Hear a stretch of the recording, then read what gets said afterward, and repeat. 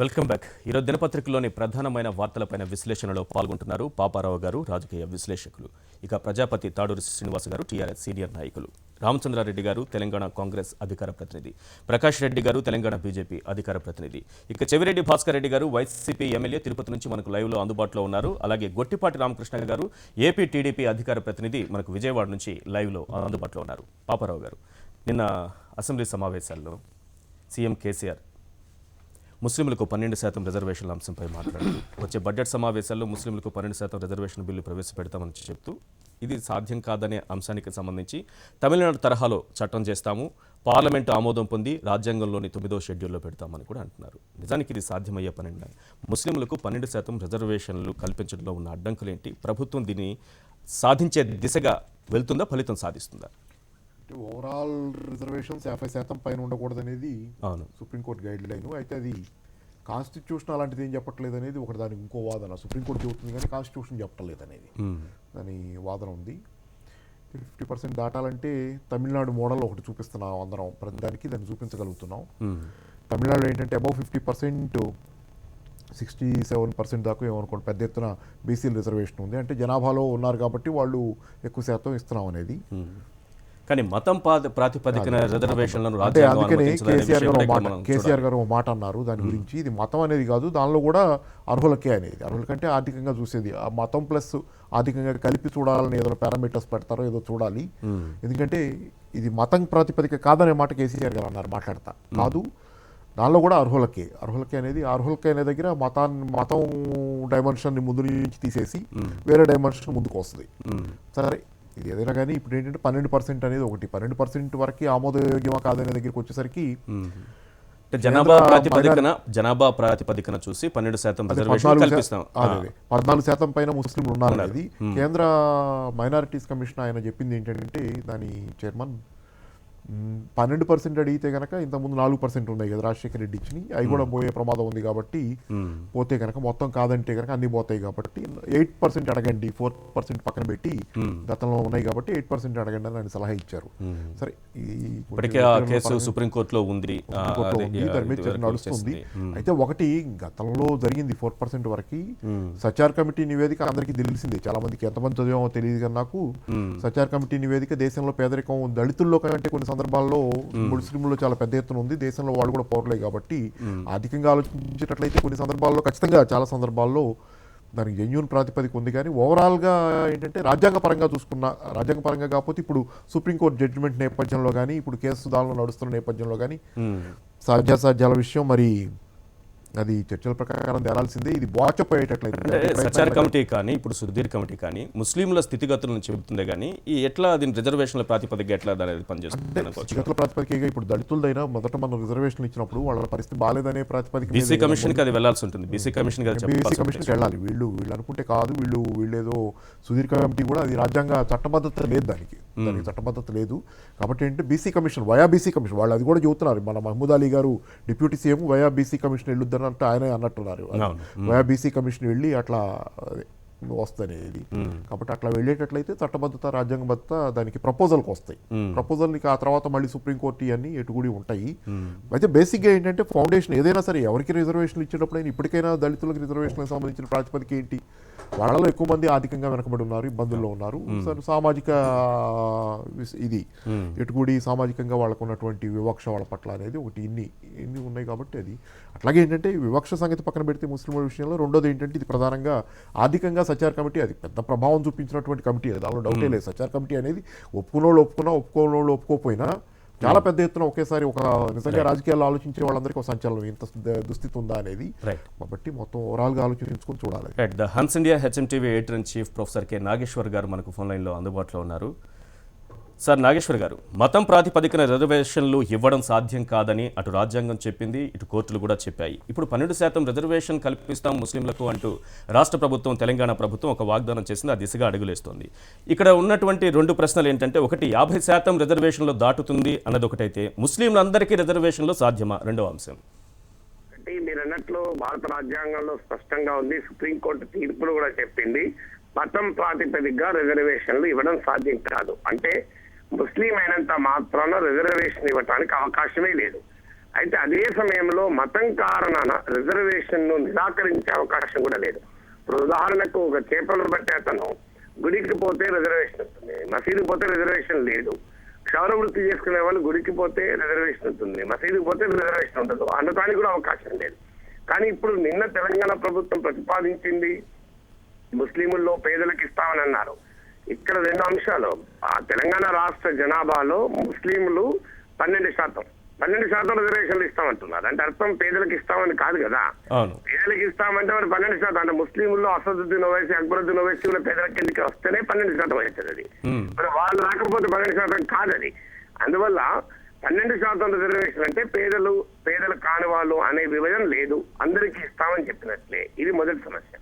రెండవది, అసలు పేదరికం ప్రాతిపదికగా రిజర్వేషన్లు ఇవ్వడం అనేది రిజర్వేషన్ కు ప్రాతిపదిక కాదు.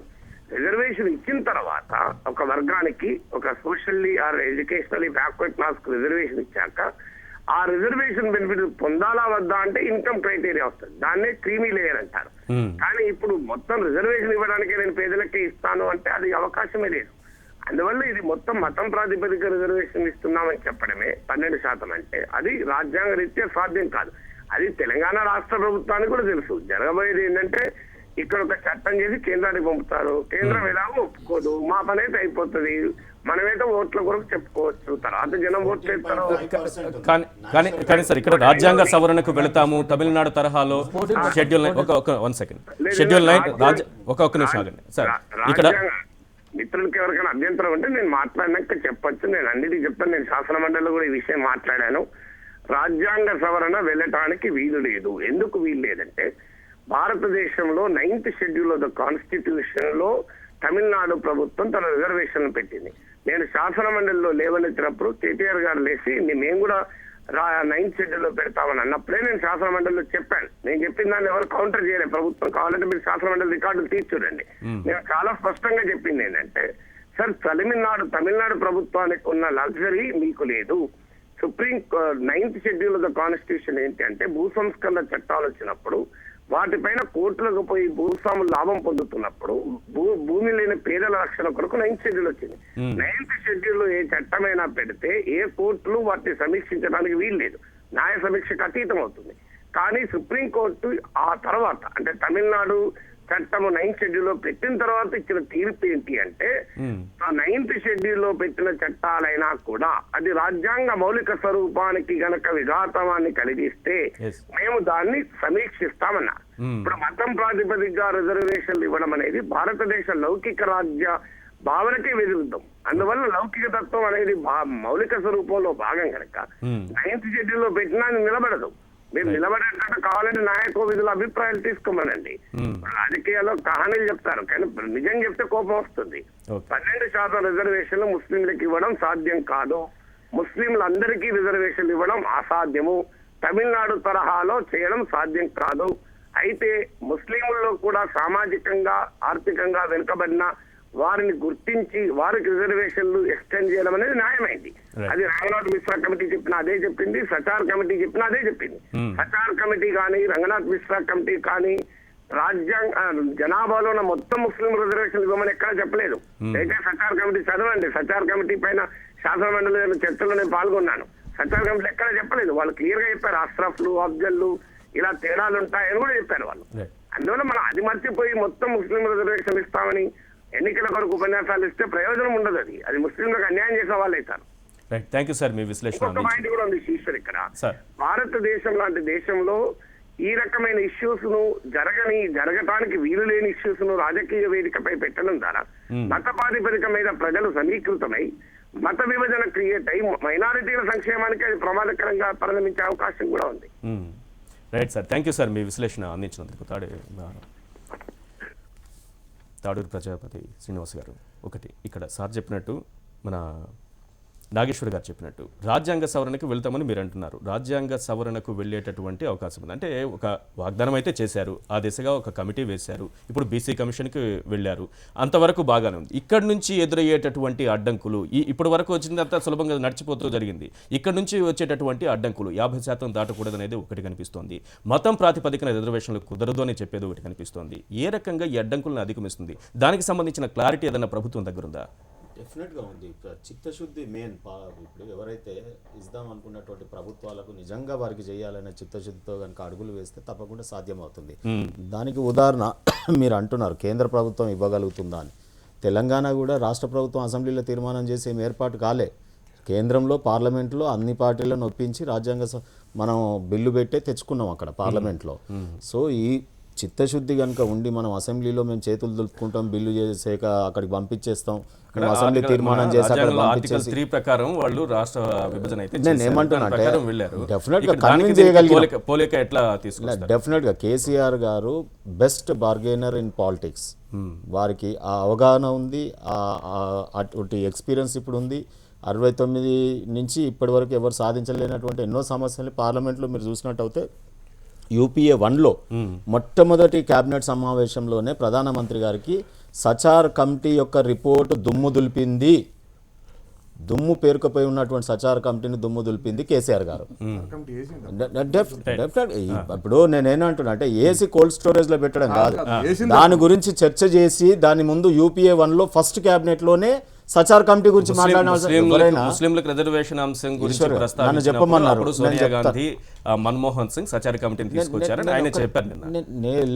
యూపీఏ 1లో మర్చిపోయినటువంటి సచార్ కమిటీ విషయంలో క్యాబినెట్లో ఫస్ట్ కమిటీ తీర్మానంలో మొట్టమొదటిగా మనం చెప్పింది కేసీఆర్ గారు. దాని తర్వాత వాళ్ళందరూ మిగతా వారు మాట్లాడినారు. శరద్ పవార్ గారు, లల్లు ప్రసాద్ యాదవ్ గారు, మిగతా వాళ్ళందరూ కూడా వారు సపోర్ట్ చేశారు కేసీఆర్ గారు ఆర్గ్యుమెంట్ని. అంటే నేనేమంటున్నా అంటే కమిటీలు వేసినంత మాత్రాన మీరు చూసినట్టయితే అంతకుముందు ప్రభుత్వాలు ఏం చేస్తాయంటే పర్టికులర్ కేంద్ర ప్రభుత్వంలో అది యూపీఏ కానీ ఎన్డీఏ కానీ కమిటీల పేరుతో కాటికి పంపి కాలయాపన చేసేదే కమిటీలు. మా దగ్గర అట్లా కాదు. సుధీర్ కమిటీ వేసినాం, రిపోర్ట్ తెప్పించినాం, వారి జీవన స్థితిగతులు తెలిసినాయి. ఈరోజు మీరు చూసినట్టయితే మొదటి నుండి కూడా ముస్లిం మైనారిటీ 2050లో భారతదేశ జనాభా ముస్లింలది అత్యధికం అవుతుంది మెజారిటీ హిందువుల కంటే. మీరే చెప్తా ఉంటారు ప్రచారం, ఎన్డీఏ వర్గాలు చెప్తా ఉంటాయి. ఈరోజు సోషల్ మీడియాలో దాన్ని రిపీటెడ్గా తింపుతా ఉన్నారు. మరి అత్యధిక జనాభా కలిగినటువంటి వారికి అత్యధిక ఫలాలు జనాభా ప్రాతిపదికన పొందాలా లేదా?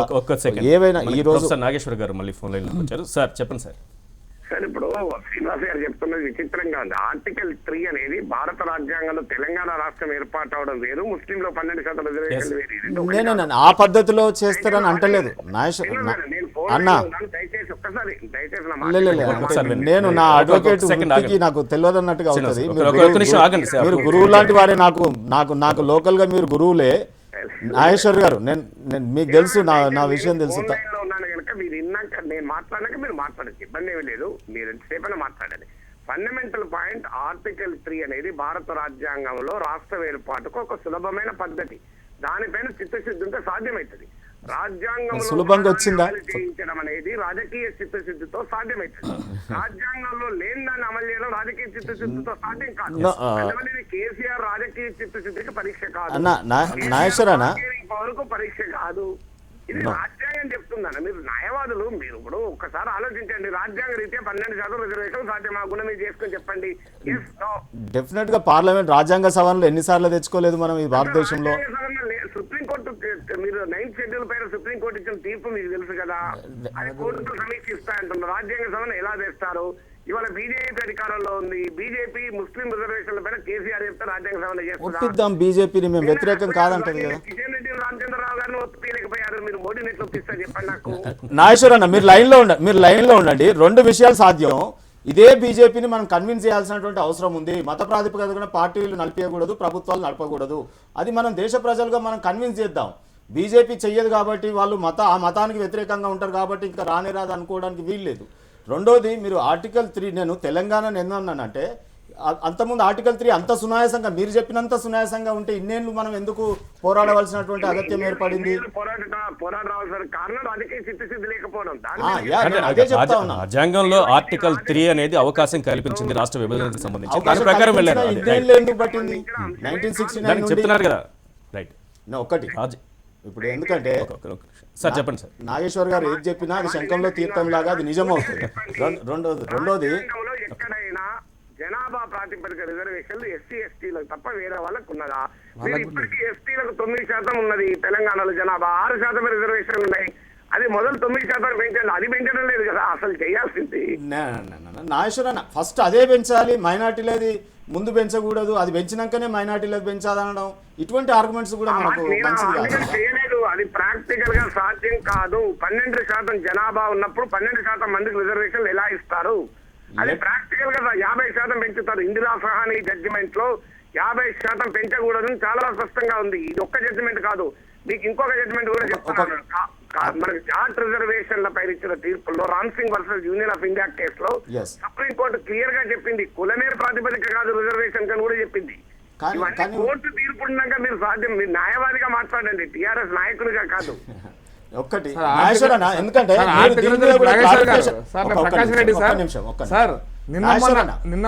అడిగారు, ప్రభుత్వం చేస్తుంది ఇక్కడ, ప్రభుత్వం మీద వారు కొంత చెప్పినారు.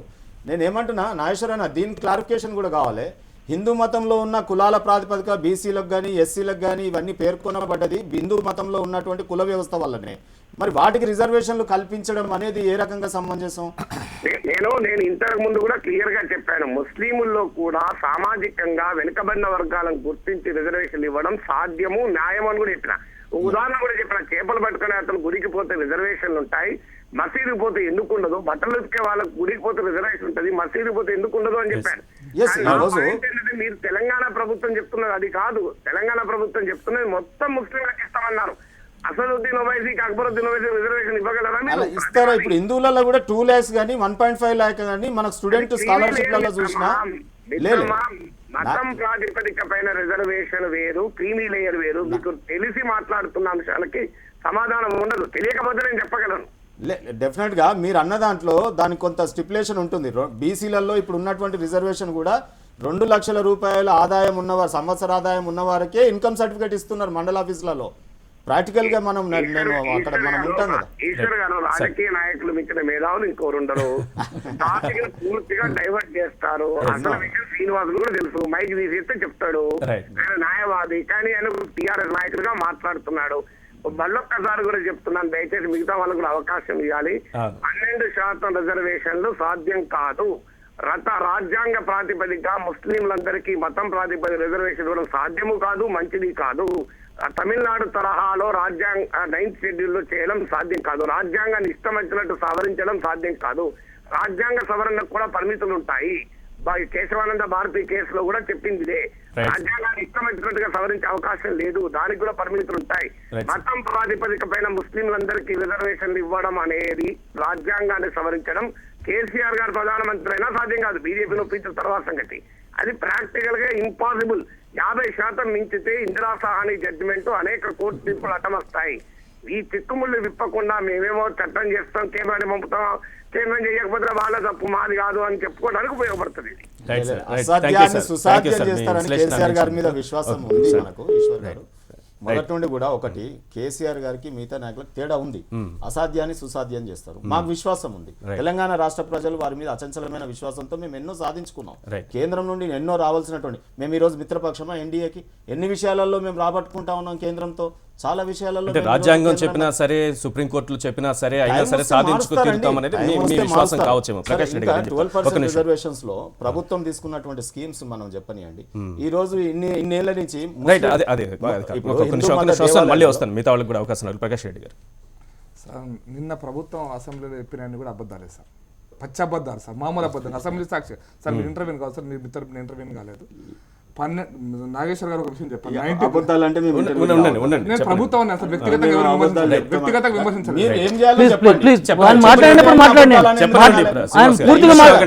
మాట్లాడిన తర్వాత మాట్లాడారు శ్రీనివాస్ గారు, ప్లీజ్. నువ్వేందో చెప్పుకో. నన్ను శ్రీనివాస్ గారు, ఆయన ఏం అబద్ధాలు చెప్పారు, ప్రభుత్వం ఏం అబద్ధాలు చెప్పిందన్న విషయాన్ని చెప్పిన వాళ్ళు మన ప్రభుత్వం చెప్పింది అనకు, నా ప్రభుత్వం చేయలేదో ఏం చేసేదో ఏం అబద్ధాలు చెప్పారనేది చెప్పించాలి కదా. ఏం అబద్ధాలు చెప్పారు, మా ప్రభుత్వం సార్. ప్రభుత్వం వ్యక్తిని విమర్శించాలి సార్, ప్రభుత్వం గురించి మాట్లాడుతున్నాను సార్. నెంబర్ 93 జడ్జిమెంట్ నాగేశ్వర గారు స్పష్టంగా చెప్పారు సార్.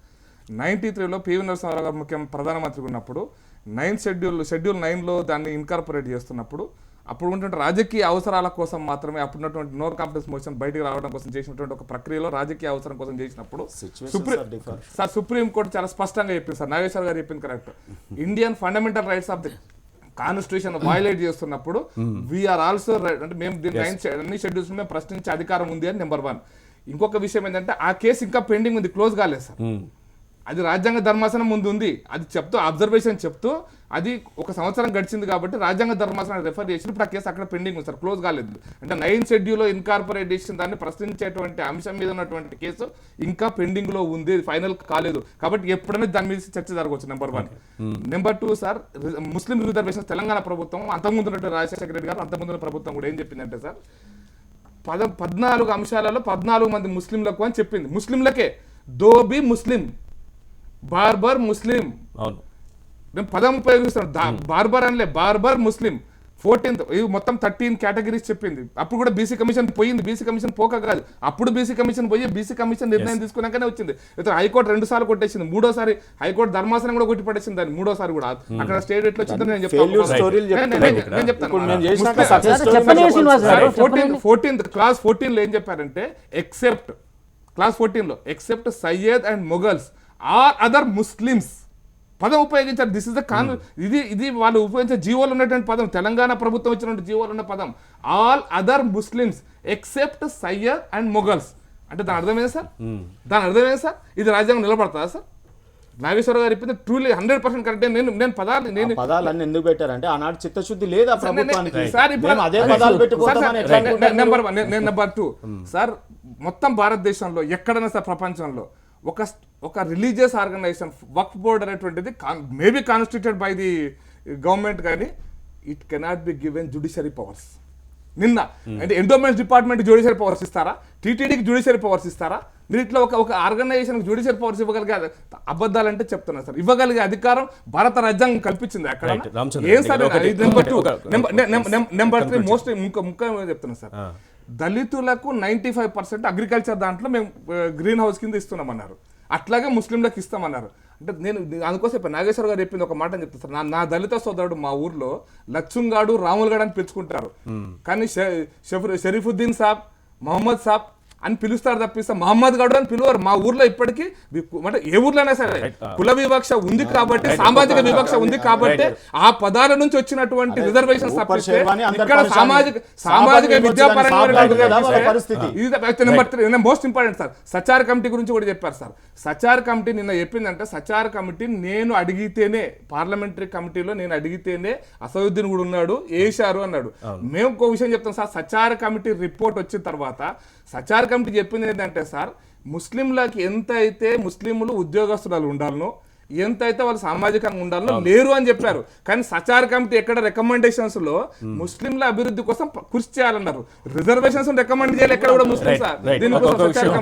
అందుకోసం ఇవన్నీ కూడా నిన్న ప్రభుత్వం అసెంబ్లీ సాక్షిగా ఇవన్నీ కూడా అబద్ధాలని చెప్పదలుచు. రైట్ రామచంద్ర, ఒకటి టీఆర్ఎస్ ఆ రోజు ఒక వాగ్దానం చేసింది ఇస్తానని, ఆ వాగ్దానం దిశగా ఇప్పుడు అడుగులు వేస్తోంది. మీరు కూడా డిమాండ్ చేస్తున్నారు, కాంగ్రెస్ పార్టీ కూడా డిమాండ్ చేస్తోంది, ఎట్టి పరిస్థితుల్లో ముస్లింలకు 12% రిజర్వేషన్లు కల్పించాలని. ఈ అడ్డంకులన్నీ కాంగ్రెస్ పార్టీకి తెలియవా? అది చేస్తుందా చేయలేదా అన్న విషయం కాంగ్రెస్ పార్టీకి తెలుసా తెలియదా? ఒకటండి, భారతదేశంలో ప్రప్రథమంగా మైనారిటీల సంక్షేమాన్ని దృష్టిలో పెట్టుకొని ఒక మైనారిటీ శాఖని క్రియేట్ చేసి ప్రప్రథమంగా షబీర్ అలీ గారిని మంత్రిగా చేసి వాళ్ళ వెల్ఫేర్ గురించి ఆలోచించింది కాంగ్రెస్ పార్టీ. ఆ రోజుల్లో వైఎస్ రాజశేఖర రెడ్డి గారు బలమైన నాయకునిగా ముఖ్యమంత్రి అబ్జల్యూట్ మెజారిటీతో ఇక్కడ ఉంది, కేంద్రంలో కాంగ్రెస్ పార్టీ ఉంది. అరే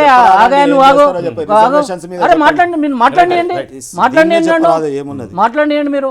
అయితే ఆ పరిస్థితులలో ముస్లింల సంక్షేమాన్ని ప్రప్రథమంగా కాంగ్రెస్ పార్టీ కాంక్షించి రకరకాల ప్రయోజనాలు కల్పించి 5% రిజర్వేషన్ ఇస్తానని చెప్పేసి మా మాట ప్రకారం 5% రిజర్వేషన్లను మేము ఇవ్వడం జరిగింది. ఇచ్చినప్పుడు హైకోర్టులో దాన్ని ఇది 50% దాటిపోతుందని చెప్పేసి అక్కడ కొట్టేసినారు. తదనంతరం పరిణామాల తర్వాత సుప్రీంకోర్టు పోయింది.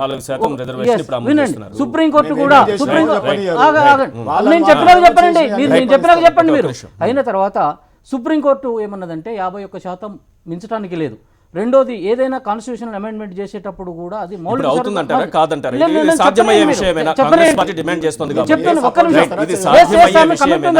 ఈశ్వర్ గారు చెప్పండి. అయితే అప్పుడు సుప్రీంకోర్టు ఏమన్నది 4% నువ్వు కన్ఫైన్ అయి ఉంటే అనలేదు, అనలేదు. మీరు సుప్రీంకోర్టు అబద్ధం చెప్పారు సార్. ఉంటే 4% అనలేదు. మీరు చేసుకున్నారు. మీరు లార్డ్ చేసుకున్నారు. బెంచ్ కాన్స్టిట్యూట్ సార్, చేసి అది దీని మీద pending సార్. దీని మీద అవును pending yes ఉంది. నేను చెప్తున్నాను 4% అనలేదు. సుప్రీం లార్డ్ కోర్టు బెంచ్ అనలేదు. ఇప్పుడు 4 వెరీ క్లారిటీగా ఒకటి అనలేదు. అయితే చట్ట ప్రాతిపదికన ఇవ్వలేదు. ఇవ్వకూడదు అన్నది. వినండి నన్ను ప్లీజ్ కాన్స్టిట్యూషన్ ఒకటి ఏది మన లార్జర్ బెంచ్ కాన్స్టిట్యూట్ చేసి దాని మీద విచారణ జరపాలన్నది అది ఇంకా కూడా పెండింగ్లో ఉన్నప్పుడు తమిళనాడుతో పోలుస్తున్నారు మనోళ్ళు. తమిళనాడులో ఆ రోజు చెప్పినరు అక్కడ తమిళనాడు అవసరం ఉందో ఎట్లుందో కాన్స్టిట్యూషన్ అమెండ్మెంట్ చేసినారు. చేసిన తర్వాత వాళ్ళకి 69% రిజర్వేషన్లు, ఓబీసీ అని ఎస్సీకి 18%, ఎస్టీకి 1%, ఎంబీసీకి 20% అని ఇచ్చారు. అక్కడ ఉన్నటువంటి పరిస్థితులు ఇక్కడ ఉన్నాయా?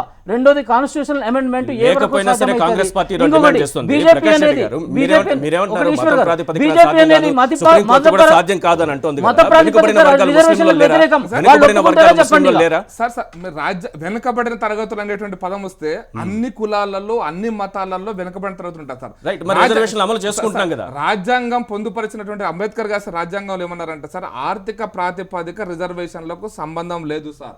విద్యాపరంగా సామాజికంగా వెనుకబడిన వర్గాలకు number classes. Sir number 1 number 2 ముస్లిం రిజర్వేషన్ చర్చ ఇప్పుడు రాలేదు సార్, అప్పుడే వచ్చింది సార్. అప్పుడే వచ్చినప్పుడు ఏం చెప్పారంటే ఇది అప్పుడే వచ్చినప్పుడు అంబేద్కర్ గారు చాలా స్పష్టంగా చెప్పారంటే కుల వివక్ష అనేది ప్రపంచంలోనే ఒక వింత సమాజం, అది ప్రత్యేకమైన సమాజం కాబట్టి ఇక్కడ కుల ప్రాతిపదికన అందుకో చెప్పాను. లక్ష్మంగాడు అని మా ఊర్లో పేరు వెళ్ళి పిలుస్తారు, కానీ మీరు సాబా అంటారు తప్ప మీరు కాడ అన్నారు. Social backwardness reservations number 1. Number 2 most important ఏంటంటే సార్, సుప్రీంకోర్టు ధర్మాసనం ముందు ఇప్పుడు ఈ ముస్లిం 4% విషయంలో కూడా కేసు పెండింగ్ లో ఉంది. ధర్మాసనం కాన్స్టిట్యూట్ అయింది. జూలై ఆగస్ట్ లో ఈ ట్రయల్ స్టార్ట్ అవుతుంది. 12% కాంగ్రెస్ ఒప్పుకున్నదని ఎందుకంటున్నానంటే ఎస్ మొదటి నుంచి కాంగ్రెస్ పార్టీ ముస్లింల శ్రేయస్సును కోరుకుంటుంది, మైనారిటీల శ్రేయస్సును కోరుకుంటుంది. అసాధ్యం కాదు, అది అసాధ్యము అయినప్పటికీ కూడా నువ్వు ఇస్తున్నావు కాబట్టి మేము వ్యతిరేకించమంటున్నాం. మేము అది అసాధ్యం అయినా కానీ ఇస్తానంటున్నావు, ఇవ్వు, మేము వ్యతిరేకించాం. ఎందుకంటే మైనారిటీ సంక్షేమాన్ని ప్రప్రథమంగా కాంక్షించింది మేము కాబట్టి మేము దానికి మేము అడ్డుపడమని చెప్పేసి అంటున్నాం. ఒకవేళ ఇచ్చినట్లయితే బీజేపీ ప్రభుత్వం అమెండ్మెంట్ చేసినట్లయితే ఇవన్నీ మేము కూడా సంతోషిస్తాం. అర్థం కావట్లేదు, సాధ్యం కాదని మీరే అంటున్నారు. అదేంటున్నాం, సాధ్యం కాదు. ఒకవేళ ఇస్తావా సాధ్యం చేసి సుసాధ్యం చేసి ఇస్తావా? రామకృష్ణ గారు, రాష్ట్రంలో కేంద్రంలో ఏపీలో కూడా 8% అక్కడ జనాభా ప్రకారం 8% కోరుకుంటున్నారు. ఇక్కడ ముందుకెళ్తున్న నేపథ్యంలో అంటే అడ్డంకులు అనేకం ఉన్నాయి. తెలంగాణ ప్రభుత్వం అయితే ముందుకెళ్తామనే చెబుతోంది. అక్కడ అలాంటి పరిస్థితే ఉంది. 8% రిజర్వేషన్ ని ముస్లింలు కోరుకుంటున్నారు. ఏ రకంగా చూస్తుంది అక్కడ పరిస్థితిని ఏపీ ప్రభుత్వం? నమస్తే ఈశ్వర్ గారు. నమస్తే. ఇందాక చాలా స్పష్టంగా చెప్పారు నాగేశ్వర్ గారు. అంటే ఇప్పుడు మేమందరం పార్టీ ప్రతినిధులుగా ఇక్కడ మీరు ఆహ్వానించినప్పుడు కొన్ని విషయాలు మాట్లాడటానికి, కొన్ని విషయాల పట్ల పూర్తి స్థాయిలో దాని మీద విశ్లేషించడానికి కూడా కొన్ని ఇబ్బందులు ఉంటాయి. కాబట్టి ఇందాక ఆయన చెప్పారు, తాళ్ళూరు శ్రీనివాస్ గారు సీనియర్ అడ్వకేట్గా ఆయనకు తెలిసినా కొన్ని విషయాలు చెప్పలేరు, ఎందుకంటే రాజకీయ పార్టీ ప్రతినిధి. దాన్ని కూడా నాగేశ్వర గారు చెప్పారు. కాబట్టి ఇక్కడ ఒకటి సార్, చట్టం ఏదైతే చెప్తుందో ఆ చట్టాన్ని మార్చేటువంటి అవకాశం లేకుండా ఏ కార్యక్రమాన్నైనా కూడా తీసుకొచ్చేటువంటి పరిస్థితి ఉండదు. అది వాస్తవం, దాన్ని మనం ఎవరూ కాదనలేనటువంటి సత్యం. అయితే ఒక రాజకీయ పార్టీ కావచ్చు, ఒక ప్రతినిధి కావచ్చు, ఒక ప్రభుత్వం కావచ్చు, ఆ చట్టాలను మార్చడానికి వాళ్ళు తీసుకునేటువంటి సహకారం ఏంటి, ఆ చట్టాలను మార్చడానికి అదే ఏదైనా చట్టం అంటే రాజ్యాంగానికి లోబడి చేసేటువంటిది. కాబట్టి ఈ రాజ్యాంగానికి లోబడి చేసేటువంటి దానికి సంబంధించి మేము ఎంతవరకు దీన్ని విజయం సాధించగలుగుతారు అనేది ప్రధానమైనటువంటి అంశం. అంటే కాపులకు రిజర్వేషన్ ఒకటి ఉంది, అలాగే కాపుల రిజర్వేషన్ కల్పిస్తామని ఒకటి ఉంది. రెండోది ముస్లింలు డిమాండ్ చేస్తున్నారు, మాకు కూడా 8% రిజర్వేషన్ కల్పించండి జనాభా ప్రాతిపదికన అని. ఈ రెండు అంశాలను ఎట్లా చూస్తుంది అక్కడ ప్రభుత్వం? అదే చెప్తుంది సార్. ఇప్పుడు ఈ రోజు యాక్చువల్గా కాపుల రిజర్వేషన్ సంబంధించి జీవో ఇమ్మని చెప్పని ముద్రగడ పద్మనాభం గారు చేసినటువంటి జీవో ఏదైతే ఉందో ఆ రోజు ఇచ్చినటువంటి జీవోని అమలు చేయమని, జీవోని ఇమ్మని కాదు, అది ఆల్రెడీ కొట్టేసేటువంటిది. ఎందుకంటే ఇప్పుడు రాజశేఖర రెడ్డి గారు ఇచ్చినటువంటిదే చెల్లదని చెప్పని వచ్చింది, అది 50% దాటుతా. అంటే ఇప్పుడున్నటువంటి అందుకనే మేము ఏదైతే రిజర్వేషన్ ఇస్తాము అని చెప్తున్నామో అది రాజ్యాంగానికి లోబడి న్యాయ పరిధికి లోబడి ఉండే విధంగా, అంటే అది ఏదో ఏదో మనం వాళ్ళ కళ్ళు తుడిసే విధంగా కాకుండా, ఏదో ఎవరో కళ్ళు నీళ్ళు తుడటం కోసం కాకుండా చిత్తశుద్ధిగా అమలు చేయటం కోసమే చేసేటువంటి ప్రయత్నం. కాబట్టి ఆ విధంగా ప్రయత్నించి అయితే అది చట్టాలని సవరించాల్సినటువంటి అవసరం మాత్రం ఉంది. దాన్ని మాత్రం రాజకీయ ఖచ్చితంగా హామీలు చేయాల్సినటువంటి ఏవైతే ప్రక్రియ. ఉన్నాయో ఆ హామీలుగానే మిగులుతాయి కానీ అమల్లోకి వచ్చేటటువంటి పరిస్థితి కనిపించట్లేదు అనేది ఒకటి స్పష్టంగా కనిపిస్తుంది. చెవిరెడ్డి భాస్కర్ రెడ్డి గారు మీరేం చెప్తారు? ఇప్పుడు సామాజిక వెనకబాటు కారణంగా రిజర్వేషన్లు ఇవ్వడం మంచిదే. మతం పేరుతో ఇవ్వడం అనేది వాళ్ళు కూడా బాగా వెనకబడి ఉన్నారు కాబట్టి ఆర్థికంగా అన్ని రంగాల్లో కూడా ఎవరో ఒక 5% అంతా 90% ముస్లిమ్స్ అంతా కూడా వెనకబడి ఉన్నారు కాబట్టి వాళ్ళకి ఆ రోజు మహానేత రాజశేఖర రెడ్డి గారు 4% రిజర్వేషన్ ఇవ్వడం జరిగింది. పరోక్షంగా టీడీపీ ఉండి దాన్ని స్టే తెప్పించేదాకా ప్రయత్నం చేయడం జరిగింది. ఈ రోజు కూడా మేము కోరుకున్నది ఒకటి, రాజ్యాంగాన్ని సవరణ ఇప్పుడు 100 సార్లు చేశారు, ఒకసారి 2 సార్లు కాదు, అమెండ్మెంట్ జరిగింది. కాబట్టి సవరణ చేయడం వల్ల ఇవ్వడంలో ఉంటుంది కానీ 12% ఇవ్వడమా అది చాలా ఎక్కువ కదా అనేది ఒకటి ఆలోచించాలి. అంతేగాని ముస్లింకి రిజర్వేషన్లు ఇవ్వడాన్ని అయితే వైఎస్ఆర్సీపీ మేము స్వాగతిస్తాం. ఇస్తారు కానీ ఉన్నటువంటి అడ్డంకులను అధిగమించడం సాధ్యమేనా? ఇది ఎట్లా సాధ్యం అవుతుంది? మతం ప్రాతిపదికన రిజర్వేషన్లు కుదరదు అని సుప్రీంకోర్టు చెప్పింది, అలాగే రాజ్యాంగం కూడా చెబుతోంది ఒకటి. రెండోది 50% మించి రిజర్వేషన్లు కుదరదు అనేది రెండో అంశం. ఎట్లా కుదురుతుంది అనుకుంటారు? అదే ఇప్పుడు సమస్య అంతా 9వ షెడ్యూల్లో చేర్చాలి, 9వ షెడ్యూల్లో చేర్చేయడానికి వీలు పడడం లేదంటున్నారు ఇందిరా సహాని జడ్జిమెంట్ ప్రకారం. ఈ పరిస్థితుల్లో దానికి సాధ్యాలు ప్రభుత్వం ఆలోచించాలి. ఎందుకంటే మనము ఇస్తున్న హామీ ఎంతవరకు అమలు అవుతుందో చూడాలి.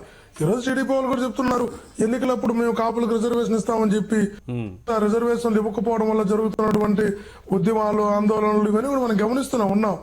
కాబట్టి ముస్లిమ్స్ విషయానికి వచ్చేటప్పటికి మటుకు మేము రిజర్వేషన్లు ఇవ్వాలని మనసారా కోరుకుంటాం. ఇది ప్రారంభించింది రాజశేఖర రెడ్డి గారు 4% ఇవ్వాలని మేము కూడా దాన్ని సమర్థిస్తాం. కానీ 12% అన్నది అది ఎంతవరకు సాధ్యం ఉన్నది ఆలోచించాలి. కంక్లూడ్ చేద్దాం. ఎందుకంటే ఇంతకుముందు ఇంటరప్ట్ అవుతుంది నేను చెప్పేటప్పుడు. ఒకటి వారు భాస్కర్ రెడ్డి గారు చెప్పినట్టు రాజ్యాంగ సభలో కొత్త కాదు ఈ భారతదేశంలో. రెండోది అంబేద్కర్ గారు కోరుకుంది ఏంటంటే మైనార్టీలుగా ఉండి నెగ్లెక్టెడ్ సెక్టార్స్కి అన్నిటికి కూడా ఒక మతం అనే బూచి ఆ వర్డ్, ఆ 3 letters అనే వర్డ్ వల్ల దాన్ని అడ్డం పెట్టి మనం వీళ్ళకి ఇది ఇవ్వకూడదు, ఇది వీళ్ళకి ఇవ్వకూడదు అని అంటే ఎట్లాంటి. రెండోది ఈ భారతదేశంలో వాళ్ళు ప్రజలుగా ఉన్నారా లేదా, వారు మెయిన్ స్ట్రీమ్లోకి రావాల్సిన అవసరం ఉందా లేదా, మేము ఒక వింత జంతు మతం పేరిట మమ్మల్ని వెలివేస్తున్నట్టుగా ఉంచుదామా? వారు అన్నారు సాబ్ అంటాము ముస్లిమ్స్ని అంటే అదొక గౌరవం. అండి అంటారు తెలుగులో, ప్రతి ఒక్క పేరు మేము ఏమండి ఈశ్వర్ గారు అంటాం.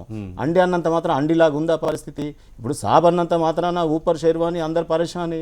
ఈ రోజు వారు చేస్తున్నటువంటి కార్యక్రమాలు చెప్పారు. ఈ రోజు మేము కూడా ఇస్తా ఉన్నాం, గుళ్ళల్లో పంతులకు జీతాలు ఇచ్చినాం, అదే రకంగా మోజాలకు ఇమాంలకు ఇస్తా ఉన్నాం. రెండోది జ్యుడిషియరీ పవర్స్ వక్బోర్డ్కి జ్యుడిషియరీ పవర్స్ అన్నారు. డెఫినెట్ గా కాన్స్టిట్యూషనల్ అథారిటీ చేయడానికి అవకాశం ఉంది. మేము అంటా ఉన్నాం కేంద్ర ప్రభుత్వాన్ని ఒప్పించుకుంటాం, చేయాల్సినటువంటి కార్యక్రమాలు చేస్తాం, మాకు నమ్మకం ఉంది. వారికి లేదేమో ఆ పార్టీ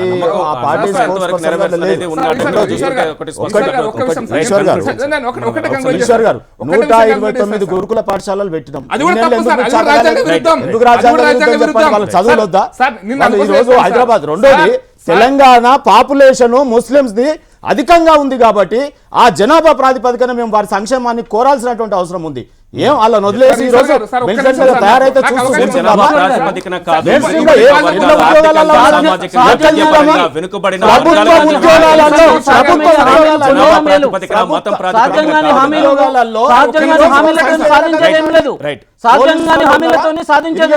సాధ్యమేనే చెప్పండి, చేయండి. మీరు వాళ్ళకి ఫైనాన్షియల్ గా అసిస్ట్ చేస్తారా చేయండి, చేయాలి. ఈ విధంగా చేయాలి కానీ మీరు అసాధ్యమే చేసి అసలు లేకుండా ఎంతవరకు? ఎస్ ముస్లిం వెల్ఫేర్, మేము ముస్లింల వెల్ఫేర్ గురించి పోరాడింది మేము, ప్రప్రథమంగా ఒక మంత్రిని క్రియేట్ చేసింది మేము. సాధ్యంగా మేము ఎప్పుడు చేయలేదు.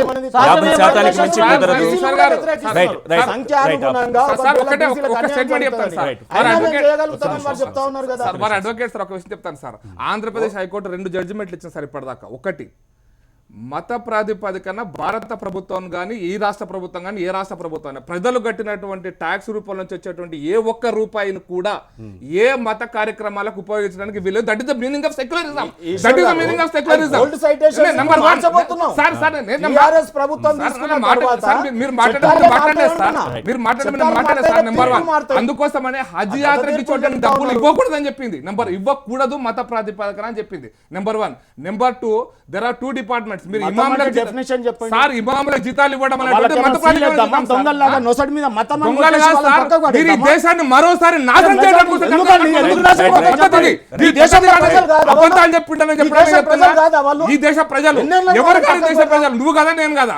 కానీ మీరు చాక్లెట్లు ఇచ్చి బుజ్జగించి మరోసారి దుర్మార్గపు రాజకీయాలు మీరా? చేస్తే ప్రజలు మీకు మీరు ఏం సరైన చేస్తారు బుద్ధి చెప్తారు చెప్పండి. రాబోయే మీరు ఎన్నికల్లో. మోసం- హిందువులనే దేశ మోసం చేస్తారు. విభజనకు- రామ మందిర్ కడతారు. దేశ కట్టినారని విభజనకు కారణమైనటువంటి హిందువుల మరో పేరు నిర్ణయాన్ని చెప్పి ఓట్లు నిన్న గడించిన టీఆర్ఎస్ తర్వాత ప్రభుత్వం ఏం చేశారు చెప్పండి? అడ్డంగా 370 దుర్మార్గంగా ఆర్టికల్ దుర్మార్గంగా వాళ్ళు ఇచ్చేసారా? అడ్డంగా అబద్ధాలు చెప్పింది. నేను ఈరోజు అందుకోసం కాశ్మీర్లో చెప్పాను. మీరు లోన్ లాంటి హైకోర్టు వ్యతిరేకవాదులతో జడ్జిమెంట్ కౌగలించుకుంటున్నారు. ఇమాములకు జీతాలు ఇవ్వడానికి ఓట్ల వీలు గురించి లేదు. ఒకటి ఇమాములకు జీతాలు కాన్స్టిట్యూషన్ కి ఇవ్వడానికి ఎవరు వీలు కూడా అతిథులు గారు. కాన్స్టిట్యూషన్ కి ఎవరు అతిథులు అతిథులు గారు. వీల్లేదు. కాన్స్టిట్యూషన్ లౌకిక మౌలిక శాస్త్రం స్వరూపాన్ని అది. మార్చడానికి వీల్లేదు. రేపు కాన్స్టిట్యూషన్ తర్వాత అమలు చేసుకుంటాం. సుప్రీంకోర్టు కూడా ఇంటర్వ్యూన్ అవుతుంది. Definitely సుప్రీంకోర్టు కూడా intervene అమెరికా అవుతుంది. ప్రభుత్వ నిర్ణయాల మీద ఇంటర్వ్యూ అవుతుంది. అసలు కాంగ్రెస్ పాపరావు. ఎందుకు ప్రభుత్వ వ్యతిరేకిస్తున్నారు? నిర్ణయాల మీద ఒక్క చేస్తుంది. నిమిషం ఆగండి పాపారావు గారు. ఒక్కసారి ఏం లేదు దీనిలో ఈరోజు మీరు అంటే ఇది కొంచెం పక్క వెళ్తున్నాను అనుకుంటా కానీ కారణం అదే అంత అన్ని ఉద్యోగాల గురించే కదా ఈ గొడవ అంతా. ఎవరికి ఎన్ని ఉద్యోగాలు దాని గురించి నేను చెబుతుంది ఒకటే, అసలు ఉద్యోగాలే తగ్గిపోతున్నాయి. మీరు రోజు ఎవిడెన్స్ చూస్తున్నారు, ఇన్ఫర్మేషన్ చూస్తున్నారు, డేటా చూస్తున్నారు. ఉద్యోగాలు తగ్గిన కొద్దీ ఆ తగ్గిన ఉద్యోగాల్లో వాటా కోసం కొట్లాట్లు పెరుగుతున్నాయి. ఇంత తప్పితే ఏం లేదు నేను చెబుతుంది. కానీ అందరికీ ఉద్యోగాలు రావు. ఉద్యోగం అంటే విద్య విద్య కాదు ఉద్యోగం మీకు ఎన్నో చూడండి నిరుద్యోగుల సంఖ్య రాను పెరుగుతుంది. ప్రపంచవ్యాప్తంగానే జరుగుతుంది టెక్నాలజీ పెరిగిన కొద్ది. నేను ఆర్థిక విషయాలు తీసుకెళ్తాను కావాలంటే వాస్తవం అది. దాని దగ్గర ఏమవుతుందంటే ఉద్యోగాలు తగ్గిపోతున్నాయి. తగ్గిన కొద్దీ రకరకాల సెక్షన్స్ నుంచి డిమాండ్స్ సహజంగానే ఉంటాయి, వస్తున్నాయి. బలంగా రావటం కొట్లాట తప్పితే ఇప్పుడు ఇంతమంది ఇంత చేసి మీరు అందరికీ ఉద్యోగాలు ఎందుకు ఎవరనే ప్రశ్న వేస్తే మీ ముగ్గురులో ఎవరైనా జవాబు చెప్తారా సార్? అక్కడ ఉన్న ఎన్నడైనా వాళ్ళు అందరూ ఉర్దూ మీకు మాట్లాడంగా చూసినామా? మీరు మెజారిటీ ప్రజలు ఈరోజు మెజారిటీ తెలంగాణ అసెంబ్లీ చూడండి. దేశంలో ఉన్న తెలంగాణ అసెంబ్లీ అర్హులైన అందరికీ మీరు ఉద్యోగాలు ఎందుకు ఎవరంటే వీళ్ళలో ఎవరైనా జవాబు చెప్తారా? ఎందుకు ఇవ్వటం లేదు, ఎందుకు ఎవరు? మీ సమస్య ఏంటి?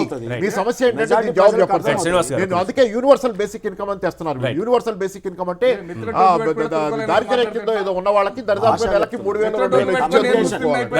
రైట్ మరో అంశంలోకి వెళ్తున్నాం. గొట్టిపాటి రామకృష్ణ గారు, నిన్న తెలుగు ప్రజలకు గాంధీ కంటే ఎక్కువ చేశారు ఎన్టీఆర్ అంటూ కేసినేని శ్రీనివాస్ ఎంపీ చేసినటువంటి వ్యాఖ్యలు మార్చవరంలో నిన్న ఒక కాలేజ్లో విగ్రహావిష్కరణ సందర్భంగా ఎన్టీఆర్ వర్ధంతి సందర్భంగా చేసినటువంటి వ్యాఖ్యలు. అక్కడ విగ్రహావిష్కరణ జరుగుతుంది. అసలు ఎన్టీఆర్ తెలుగు ప్రజలకు చేసిన దానికి గాంధీ తెలుగు ప్రజలకు చేసిన దానికి ఏమన్నా పోలిక ఉందా? తెలుగు ప్రజలకు గాంధీ కంటే ఎక్కువ చేశారని చెప్పడం, గాంధీని తెలుగు ప్రజలు ఎందుకు చూస్తారు? ఆయన భారతదేశానికి సంబంధించి దేశానికి స్వాతంత్రం తీసుకురావడానికి సంబంధించి అహింసా మార్గంలో ఒక వెళ్ళినటువంటి వ్యక్తి. దేశం మొత్తానికి ఆయన నాయకుడిగా చూస్తాము, ఎన్టీఆర్ని మన రాష్ట్ర నాయకుడిగా మనం చూస్తున్నటువంటి పరిస్థితి. ఎందుకు ఈ ఇద్దరికి ఏం పోలిక, ఎందుకు ఇలాంటి పోలిక తీసుకొచ్చారు?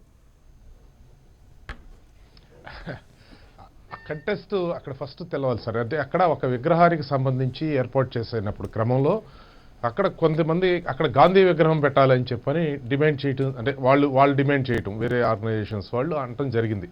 ఆ సందర్భంగా ఆ ఎన్టీఆర్ విగ్రహాన్ని పెట్టిన తర్వాత గాంధీ ఎన్టీ రామారావు గారు తెలుగు వారికి బాగా చేశారు అని చెప్పినటువంటిది. అంటే గాంధీకి పెట్టాలి అని అన్నప్పుడు గాంధీ కాదు, ఎన్టీ రామారావు గారు కూడా తెలుగు వారికి అందరికంటే కూడా ఎక్కువ చేసినటువంటి నాయకుడు ఆయన.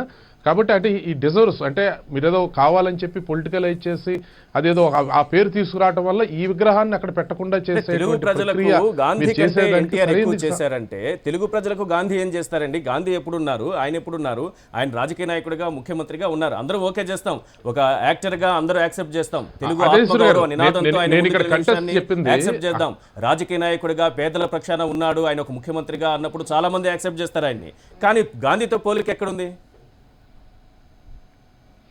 అక్కడ జరిగినటువంటిది అదే చెప్తుంది. అక్కడ విగ్రహానికి సంబంధించి రామారావు గారి విగ్రహం పెడుతున్నటువంటి దశలో కొంతమంది ప్రొటెస్ట్ చేస్తా అక్కడ గాంధీ విగ్రహం పెట్టాలి అని చెప్పి, గాంధీ గారి విగ్రహం పెట్టాలి అని చెప్పని అంటం జరిగింది. గాంధీ గారి విగ్రహం పెట్టాలి అని చెప్పి అన్నప్పుడు ఈయన ఎంపీ గారు ఎన్టీ రామారావు గారు చాలా చేశారు, ఈ తెలుగు వారికి అన్ని కూడా తీసుకొచ్చి గుర్తింపు సాధించి పెట్టిందంటే గాంధీ గారి విగ్రహం పెట్టాలి అనే కంటెస్ట్లో వచ్చినటువంటి పదం అది. అంటే ఈయన ఇంత బాగా చేశారు, తెలుగు వారిని గుర్తింపు, తెలుగు వారి గౌరవాన్ని సాధించి పెట్టినటువంటి నాయకుడు ఈయన విగ్రహం కాదు, ఆయన విగ్రహమే పెట్టాలంటే సబబు కాదు అనేది అన్నటువంటి కంటెస్ట్ అది. అంతే, ఆ సందర్భంగా వచ్చినటువంటిది. గొట్టిపాటి రామకృష్ణ గారు, రెండు విగ్రహాలని మీరు వ్యక్తిగతంగా రెండు విగ్రహాలని పక్కన పెట్టి మీరు రాష్ట్రానికి ఎవరు ఇద్దరు మేలు చేశారు వాళ్ళ విగ్రహం పెట్టాలి అంటే మీరేం చెప్తారు? అది రాష్ట్రానికి పోలికేనా? ఖచ్చితంగా ఇప్పుడు రాసే అది పోలిక కాదు సార్. అక్కడ జరిగినటువంటి అక్కడ వచ్చినటువంటి సందర్భం సంభాషణ మళ్ళీ చెప్పేది అదే.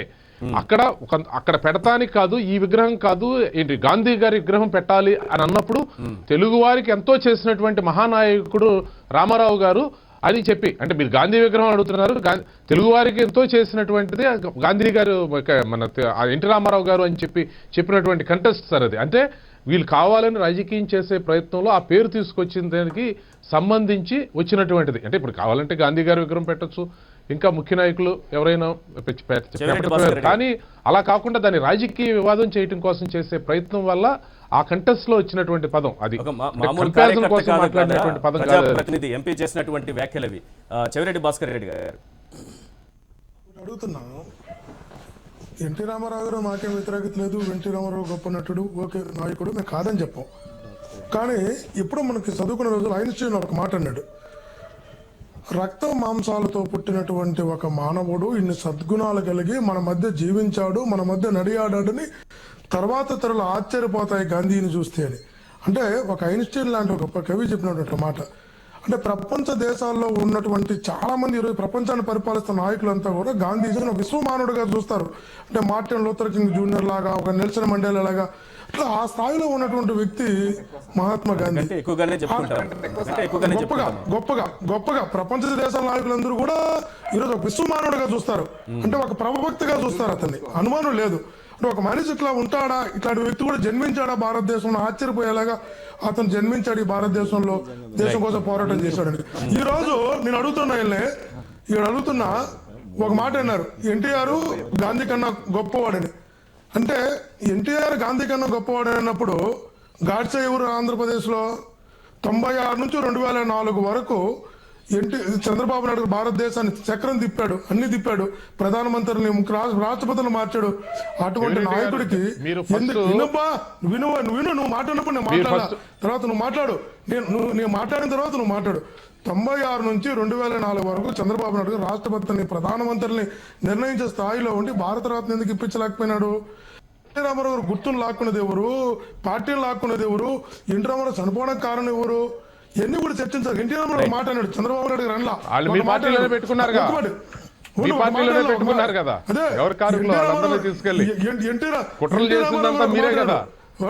రామారావు మాట ఎన్టీ రామారావు గారి మీద మీ నాయకుడు చేసినటువంటిది వాళ్ళు చెప్తా ఉన్నారు. ఎన్టీ రామారావు గారి గురించి మాట్లాడుతా ఉన్నారు. మీ నాయకుడు ఏం చేశాడు, రాజశేఖర రెడ్డి గారు ఏం చేశాడు? ఎన్టీ రామారావు ఒక మాట అన్నాడు, గాడ్సే కన్నా నీచుడు చంద్రబాబు అన్నాడు. ఆ మాట అనలేదా? నేను రికార్డులో చూపిస్తా. అంటే ఎన్టీ రామారావు చంద్రబాబు నాయుడు ఎప్పుడు గాంధీతో ఎన్టీ రామారావు పోల్చరా, కానీ ఎవరు మాట్లాడించారు? గాడ్సే కన్నా ఆయనతో మాట్లాడించింది ఎవరు? అంటే ఎన్టీ రామారావు గారు అమాయకుడా, ఎవరో మాట్లాడిస్తే మాట్లాడే వ్యక్తిగా మీరు చూస్తున్నారా? గాడ్సే కన్నా నీచుడు కాదు. మీరేం మాట్లాడారు? రామారావు గారు ఆ కాలేజీలో చదువుకున్నాడు. రామారావు గారు ఆ కాలేజీలో చదువుకుని విగ్రహం పెడతా ఉంటే దాన్ని రాజకీయం చేయడం కోసం ప్రయత్నం చేస్తే ఏమీ చేయకపోతే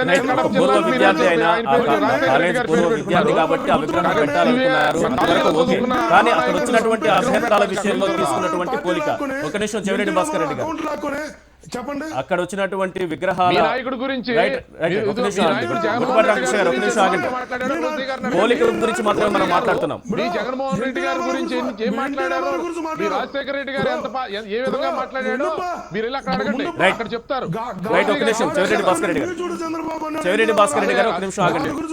ఎలాంటి నాయకులపై ఎలాంటి మీ పార్టీ నుంచి దగ్గరగా ఉండే అందరూ కూడా ఇద్దరు బయటకు వచ్చేస్తా ఉన్నారో, ఏ విధంగా మీ నాయకుడు యొక్క ప్రవర్తనలు ఉన్నాయో, ఏ విధంగా గాడ్సే అంటే ఎలా ఉంటాడు, దానికి ఏ విధంగా ఉంటాడనే దానికి ఉదాహరణ మీ నాయకుడు అని చెప్పి మీరు వ్యక్తిగతంగా ఇట్లా వెళ్ళిపోతే అటు గాంధీ కానీ ఇటు ఎన్టీఆర్ కానీ ఇద్దరు ఆత్మలు చాలా ఘోషిస్తాయండి. ఇద్దరు ఒక నిమిషం ఆపండి, ఇద్దరు ఆపండి ప్లీజ్, ఇద్దరు ఒకసారి ఆగండి. చెవిరెడ్డి భాస్కర్ రెడ్డి గారు ఒకసారి ఆగండి, ఒక నిమిషం ఆగండి. ఇక్కడ దీన్ని అభిమానం అనాలనా, అత్యుత్సాహం అనాలనా, అవగాహన రాహిత్యం అనాలనా? గాంధీకి ఎన్టీఆర్కి పోలికేంటి? ఎన్టీఆర్ గొప్పతనం గురించి చెప్పుకోవాలంటే చెప్పుకోవచ్చు, అందులో తప్పేం లేదు. ఒకటి వాళ్ళిద్దరు వ్యక్తిగత ప్రయోజనాలు అంటలేదు, కానీ చెవిరెడ్డి గారు కావచ్చు లేకపోతే గొట్టిపాటి గారు కావచ్చు, వాళ్ళ ప్రయోజనాలను నేను మాట్లాడట్లేదు, కానీ ఒక పార్టీ ప్రయోజనాలు తప్పితే దీనిలో ఏం కనపట్టాల. వాళ్ళిద్దరిని పోల్చి చూడటం దగ్గరికి వచ్చేసరికి తగాదా దగ్గరికి వచ్చేసరికి అల్టిమేట్గా వాళ్ళిద్దరికి ఒరిగింది ఏమీ లేదు. ఆయన చచ్చిపోయాడు, ఈయన చచ్చిపోయారు, పెద్ద ఆయన చచ్చిపోయారు, ఎన్టీఆర్ గారు చనిపోయారు, ఇద్దరు చనిపోయారు. వాళ్ళు బతికుండగా ఎంతమంది బోర్డు ఉంటారు, బతికుండగా రాళ్ళు వేసిన వాళ్ళు చాలా మంది ఉంటారు, వాళ్ళలోనే ఉంటారు, సమాజంలో మామూలుగానే జరుగుతుంది అది. చచ్చిపోయిన వాడి కళ్ళు చేరడన్నారు. దీనిలో లాభం కూడా ఉంది, లబ్ధి ఉంది. కాబట్టి మన పార్టీ తరఫున మనం ఈ మాట మాట్లాడితే మనకు లాభం అనుకుంటే అది ఎక్కడ దాకా వచ్చిందంటే, గతంలో వాళ్ళిద్దరు అంటలేదు కానీ అది గతంలో ఎక్కడ దాకా ఉండేదంటే పార్టీ పరంగా ఆగేది, పార్టీ ప్రయోజనాలను ఆలోచించేవాళ్ళు. ఈరోజు ఏంటంటే వ్యక్తిగతంగా నా కెరీర్ వైజ్ నాకేం ప్రయోజనం అనే స్థాయికి రాజకీయాల్లో చర్చలు వచ్చేసిన తర్వాత దీని గురించి ఏం మాట్లాడుకున్నా ఎక్కడికి పోద్దంటే రాజకీయ. నేను చాలా సందర్భాల్లో చూస్తున్నాను. నేను ట్యాంక్ బండ్ మీద విగ్రహాల విషయంలో నేను టీఆర్ఎస్ని వేరే విషయంలో ఇది చేయలేదు కానీ తెలంగాణ రావడానికి కూడా నాకు అభ్యంతరం లేదు. కానీ ట్యాంక్ బండ్ మీద విగ్రహాలు పడగొట్టిన రోజు మనం ఏమనుకుంటున్నాం, మనం చరిత్రలో వాళ్ళు ఇప్పుడు తెలంగాణ గురించి వాళ్ళు మాట్లాడలేదంటే, శ్రీశ్రీ మాట్లాడలేదు నిజమే, కానీ తెలంగాణ ఉద్యమం ఆయన ఉన్నప్పుడు ఉందా, ఎంత ఉంది? అందుకని ఏంటంటే దాన్ని తీసుకొచ్చి వినండి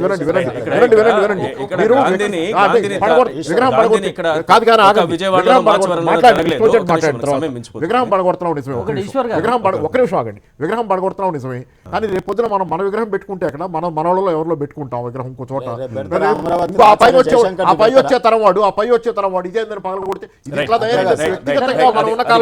గాంధీని పక్కన పెట్టడం, పోలిక తీసుకురావడం అనేది ఒకటి. ఖాదీ గ్రామోద్యోగ క్యాలెండర్ లో గాంధీ ఫోటోని తీసి మోడీ ఫోటో పెట్టుకోవడమా, లేకపోతే నోట్ల మీద కరెన్సీ మీద గాంధీ బొమ్మ ముద్రిస్తే దాని వాల్యూ తగ్గిపోతుంది, లేకపోతే గాంధీకి ఎన్టీఆర్ కి పోలిక పెట్టి మాట్లాడడం ఏంటిది? సార్ ఇది అవగాహన రాహిత్యంతో మిడిమిడి జ్ఞానంతో మాట్లాడుతున్న వ్యక్తులు, అది ఏ పార్టీ అయినా సరే మాట్లాడుతున్నారని మాత్రం నేను భావిస్తున్నాను సార్. గాంధీజీ గురించి మిగతా వాళ్ళతో పోల్చాల్సిన అవసరం లేదు సార్. భారతదేశానికి గాంధీ పాపారావు గారు ఒక విషయం చెప్పారు చాలా స్పష్టంగా ఇంతకుముందు చర్చలో, ఉద్యోగాలు అందరికీ కావాలని. నిజంగా మీరు గాంధీ ఆర్థిక వ్యవస్థనగా విధానాలను కనుక ఈ దేశంలో ఏ పార్టీ అయినప్పటికీ కూడా వాటిని అమలు చేయగలిగితే నిరుద్యోగ సమస్య చాలా మటుకు తగ్గుతుంది అనేటువంటిదే మేము పూర్తిగా నమ్ముతున్న విశ్వాసం. కాబట్టి మా పార్టీ మాట్లాడినా ఎవరు మాట్లాడినా అది మిడిమిడి జ్ఞానంతో అజ్ఞానంతో మాట్లాడుతున్నారు. హర్యానా మంత్రితో స్టార్ట్ అయింది, ఇప్పుడు విజయవాడ ఎంపీ వరకు మనం వచ్చాం.